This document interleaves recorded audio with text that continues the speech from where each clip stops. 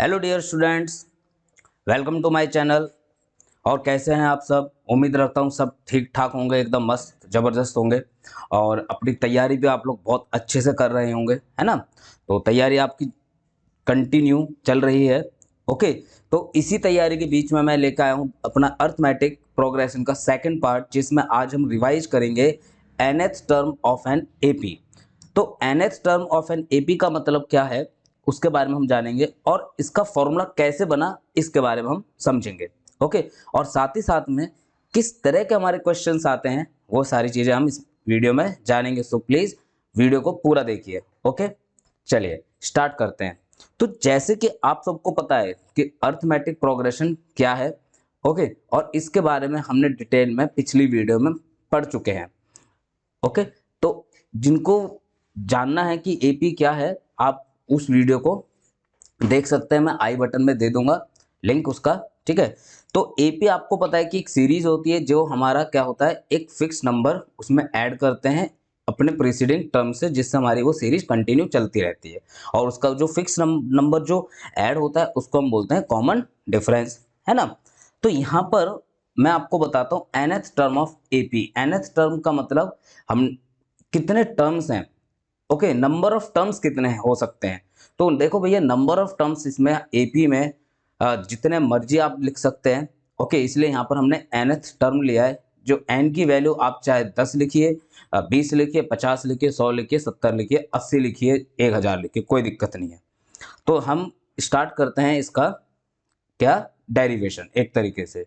तो मान लेते हैं कि हम लेट करते हैं, लेट के साथ साथ हम कलर भी थोड़ा चेंज कर लेते हैं।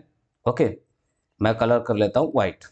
चलिए, तो हम लेट करते हैं, let A1 A2 A3 dash dash dash B N A P, B N A P, ठीक है ना। जिसका फर्स्ट टर्म हम लेट करते हैं, जिसका फर्स्ट टर्म जो है वो क्या है, A1 जो है वो किसके बराबर है, ए के बराबर है, ठीक है। जिसका फर्स्ट टर्म क्या है, A1 ए के बराबर है। और कॉमन डिफरेंस जो है, कॉमन डिफरेंस वो कितना है, वो है भैया हमारा डी के बराबर। ये तो हमने पता किया हुआ है, हमें पूरा पता है। ओके, कॉमन डिफरेंस कितना है, डी के बराबर है। तो जब पहला टर्म हमारा हो गया ए, पहला टर्म क्या हो गया, ए। ओके, दूसरा टर्म अगर हम लिखते हैं, A1 किसके बराबर हो गया, ए के बराबर हो गया। A2, A2 कब आएगा, जब हम ए में कॉमन डिफरेंस ऐड कर देंगे, है ना। इसी तरीके से A3 कब आएगा, जब हम A2 टर्म जो है उसमें कॉमन डिफरेंस ऐड कर देंगे। अब जो ये A2 टर्म है किसके बराबर है, ये A प्लस डी के बराबर है ना। और हमने इसमें क्या किया, डी जोड़ दिया एक और, तो क्या होगा, ये A प्लस 2D हो गया। सिमिलरली अगर हम फोर्थ टर्म, चौथे टर्म की तरफ चलते हैं, तो वो क्या होगा, A3 प्लस डी, यानी तीसरे टर्म में हमको कॉमन डिफरेंस ऐड कर देना है। तो जब तीसरा टर्म हमारे पास क्या निकल के आया, A प्लस 2D, तो A plus 2D plus D. Okay, A plus 2D plus D, तो ये कितना हो जाएगा, A प्लस 2D और एक ये डी, तो कितने बन गए, 3D। अगर हम इसी तरीके से फिफ्थ टर्म की भी बात करते हैं, तो फिफ्थ टर्म क्या होगा, फोर्थ टर्म में कॉमन डिफरेंस ऐड कर दो, और फोर्थ टर्म हमारे पास निकल के आया है A प्लस 3D, और इसमें हमने जो कॉमन डिफरेंस ऐड किया था, कंप्लीट सॉल्यूशन किया, तो हमें आ गया A प्लस 4D। अब एक बात नोटिस कीजिए, क्या बात नोटिस करनी है, कि यहाँ पर जो भी नंबर आ रहा है, ओके, यहाँ पर जो भी नंबर आ रहा है, आप देख रहे होंगे कि ये जो डी है, डी के पास एक कम आ रहा है ना। देखिए यहाँ पर ए टू यानी कि टर्म 2 में अगर देखें तो सिंगल डी है, टर्म 3 में देखें तो 2D है, टर्म 4 में देखें तो 3D है, टर्म 5 में देखें तो 4d है ना। और टर्म 1 में देखते हैं तो यहाँ पे कोई d ही नहीं है हमारे पास, ओके 0d मान लीजिए, ओके यहाँ है ही dd हमारे पास।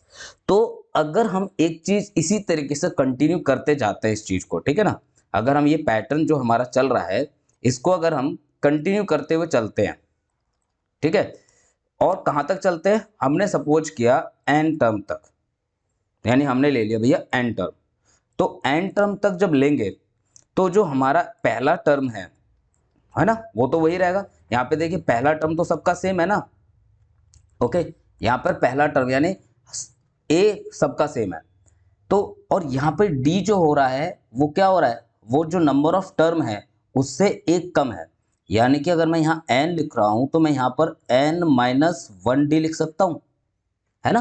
तो यही हमारा क्या हो गया, nth term of an AP हो गया, ठीक है, यही हमारा क्या हो गया, nth term of an AP, यानी किसी भी एपी की समांतर श्रेणी की जो nवा पद होगा वो हमारा a प्लस n-1d के बराबर होगा, ठीक है, किसके बराबर होगा, a प्लस n-1d के बराबर होगा। इस चीज का आपको बिल्कुल ध्यान रखना है, ओके। अब इसी को हम क्या कह सकते हैं, an को, जो an है, an को हम कह सकते हैं general term of an AP, AP का एक जनरल टर्म कह सकते हैं, ओके। अब ये क्या है, ये जनरल टर्म जो है ये हमारी लास्ट टर्म भी कहलाती है, ओके, अंतिम पद, क्या लास्ट टर्म यानी अंतिम पद भी कहलाती है, ओके। तो समझ में आया आपको। तो अब देखिए, अब कुछ एग्जांपल्स देखते हैं, ठीक है ना, तो एग्जांपल्स देखते हैं, मैं एनसीईआरटी के ही एग्जांपल करा रहा हूं आप लोगों को, ओके। तो एक एग्जांपल है, find the 10th term of an AP, find the 10th term of an AP, और एपी क्या दिया हुआ है हमें, 2 7 12 डैश डैश डैश। देखिए 10th टर्म यानी 10वां पद निकालना है, तो 10वां पद निकालने के लिए हमें सबसे पहले क्या करना होगा, हमें ए का पता चलना चाहिए, साथ ही साथ में डी का भी पता चलना चाहिए, तभी तो हम फॉर्मूले में लगाएंगे। और एन की वैल्यू जो यहाँ पर है ये क्या है, 10 है, एन की वैल्यू क्या है 10, nth टर्म, देखिए nth टर्म, तो आप देखेंगे एन की जगह पर यहाँ पर क्या आ गया, 10 आ गया, ओके। अब डी देखते हैं कितना भैया, पहले ए देखिए, ए फर्स्ट टर्म होता है वो कितना हो गया 2, डी हमारा क्या होता है कॉमन डिफरेंस, और वो कैसे निकालते हैं हम, या तो आप इधर से इसको माइनस कर दो, यानी सेकंड टर्म में से फर्स्ट टर्म को माइनस कर दो, या आप थर्ड टर्म में से सेकंड टर्म को माइनस कर दो, आप किसी भी टर्म को माइनस कर दो, आपका कॉमन डिफरेंस हमेशा सेम आएगा। तो यहां से माइनस कर देते हैं तो हमारा कॉमन डिफरेंस क्या आ जाता है भैया, 5 आ जाता है, ठीक है।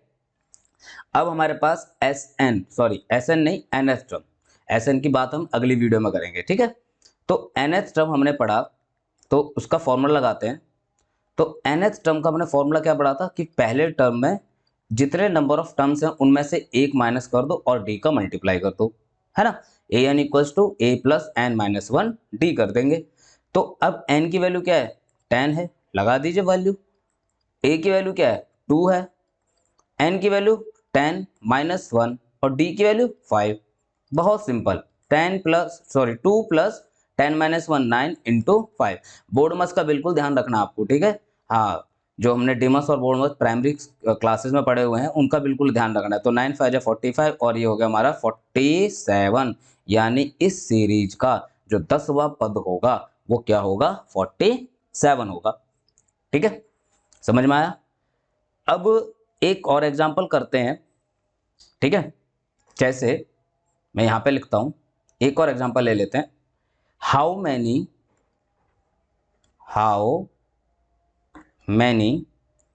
Two digit numbers are divisible by, how many 2-digit numbers are divisible by 3। ये भी आपका एनसीईआरटी का ही सवाल है, ओके। सवाल को देखिए क्या कह रहा है, सवाल सीधी सीधी सी बात कर रहा है कि 2 डिजिट की जो संख्याएं होती हैं वो कितनी होती हैं जो 3 से डिवाइड हो जाए, यानी 3 से डिवाइड होने वाली 2 अंकों की संख्याएं कितनी होती है। ठीक है, तो कुल मिलाकर वो हमसे यहाँ पर भैया n पूछ रहा है। जब n पूछ रहा है तो हमें AP भी तो पता होनी चाहिए, तो AP बना लेते हैं। अब एक बात बताइए, सबसे बड़ी बात सिंपल ये है कि 3 से वो हमसे पूछ रहा है, तो 3 से वही नंबर डिवाइड होगा जो 3 की टेबल में आएगा, तो लगा देते हैं अपना 3 1 जा 3, है ना। लेकिन कितना है 2 डिजिट, तो 2 डिजिट में पहला नंबर कौन सा होता है, 3 की टेबल पढ़िए, 3 1 जा 3, 3 2 जा 6, 3 3 9, 3 4 जा 12, यानी कि पहला नंबर हो गया हमारा 12। इसके बाद हमारा अगला नंबर हो जाएगा 15, इसके बाद अगला नंबर हो जाएगा 18, और इसी तरीके से चलते रहते हैं। और आखिरी 2 डिजिट हमारे पास होता है 99, और 99 हमारा हो जाता है 3 से डिवाइड, है ना। अब यहाँ पर n की वैल्यू हमें निकालनी है, a की वैल्यू हमें मिल गई कितनी 12, है ना। d कितना मिलेगा, एक बात बताओ, d तो उतना ही मिलेगा ना जितना नंबर हमारे डिविजिबल है। अरे माइनस कर दो, 15 में से 12 को या 18 में से 15 को माइनस कर दो, 3 आ जाएगा। अब वैल्यू लगा दीजिए, फॉर्मूला क्या कहता है, A N equals to A plus N minus one, D कहता है।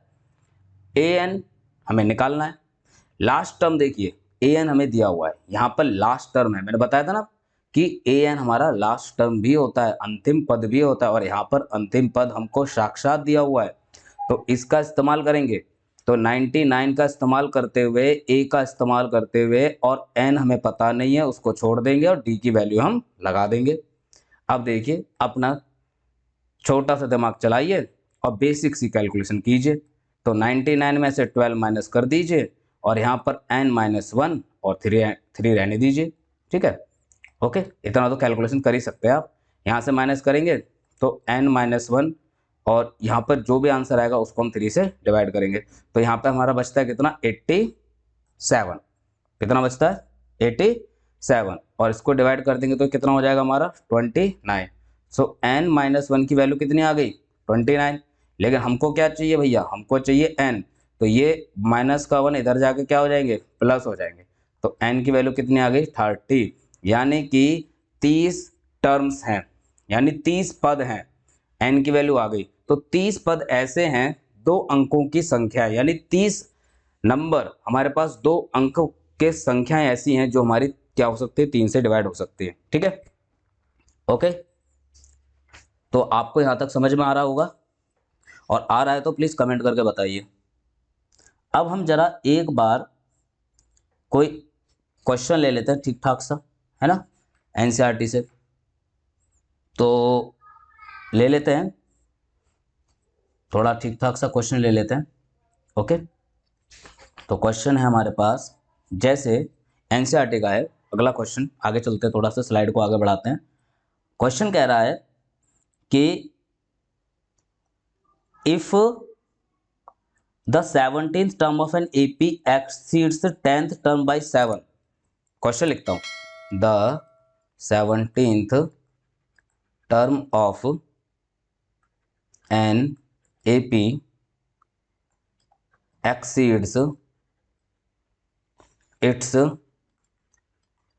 10th term by 7, find the common difference। लो जी, find the common difference। Common difference, वो हमसे वही फिक्स नंबर पूछ रहा है जो हमने, जिसका नाम हमने कॉमन डिफरेंस दिया था। ठीक है, करते हैं क्वेश्चन। वैसे तो क्वेश्चन नंबर 1 2 और ये 3 है। ठीक है, क्या है ये, क्वेश्चन नंबर 3 है। तो क्वेश्चन को समझिए क्या कर रहा है, the 17th term of an AP, जो 17वां पद है किसी भी एपी का, समांतर श्रेणी का, वो अपने 10वें पद से 7 ज्यादा है, means exceeds its 10th term by 7, find the common difference. देखिए जो 17वां पद है यानी A17, क्या है वो अपने 10वें पद से कितना ज्यादा है, 7 ज्यादा है। क्वेश्चन को समझिए, फिर से बता रहा हूं कि जो 17th टर्म है एपी की, वो अपने 10वें टर्म से 7 ज्यादा है। ज्यादा कब होगी चीज, जब वो प्लस होगी, कम होती तो माइनस हो जाती। ठीक है, अब A17 को हम एक्सपेंड कर देते हैं, किसमें, फॉर्मूले में। कैसे, इस तरीके से कि A प्लस क्या हो जाएगा 17 है ना, तो n-1d है ना, तो कितना हो जाएगा 16d। बिल्कुल 10 को भी हम इसी तरीके से लिख देंगे a प्लस कितना 9d प्लस 7। अब जरा यहाँ देखिए ये a से ये खत्म, इन d को इधर ले आओ तो 16d minus 9d equals to 7। भैया यहाँ पे भी 7d बच गया बराबर 7 और d की वैल्यू आ गई 1। ओके, d की वैल्यू कितनी आ गई 1 आ गई। ठीक है, तो कॉमन डिफरेंस हमारा निकल गया। तो इसी तरीके के हमारे सवाल होते हैं जो आप लोगों से पूछे जा सकते हैं एग्जाम में। ओके, और ये बेसिक कंसेप्ट के ऊपर सवाल है, क्वेश्चन को बहुत अच्छे से आपको रीड करना है, समझना है और साथ ही साथ में बहुत ध्यान देना है। ठीक है, तो इसी तरीके के हमारे एपी के जो nth टर्म वाले सवाल होते हैं, किसी में हमसे वो नंबर ऑफ टर्म्स पूछ सकता है, किसी में हमसे कॉमन डिफरेंस पूछ सकता है, किसी में हमसे सीरीज देके ये कह सकता है कि वो ये एपी की सीरीज है या नहीं है। तो ये सारे डिफरेंट टाइप्स ऑफ क्वेश्चंस आपको आपकी एक्सरसाइज में मिल जाएंगे। तो आप एनसीईआरटी के एक्सरसाइज को बहुत अच्छे से प्रैक्टिस कीजिए। ठीक है, और चैनल को सब्सक्राइब कीजिए, वीडियो को लाइक कीजिए, शेयर कीजिए अपने फ्रेंड्स के साथ। जो भी प्रॉब्लम आप लोगों को फेस हो रही हो उसको कमेंट कीजिए और ये जरूर बताइए कि नेक्स्ट इस चैप्टर के बाद आप लोगों को कौन सी रिवीजन की सीरीज में, मतलब इस रिवीजन की सीरीज में आपको कौन सा चैप्टर चाहिए। तो प्लीज़ कमेंट करके जरूर बताइए। Till then stay blessed, keep learning, thank you very much.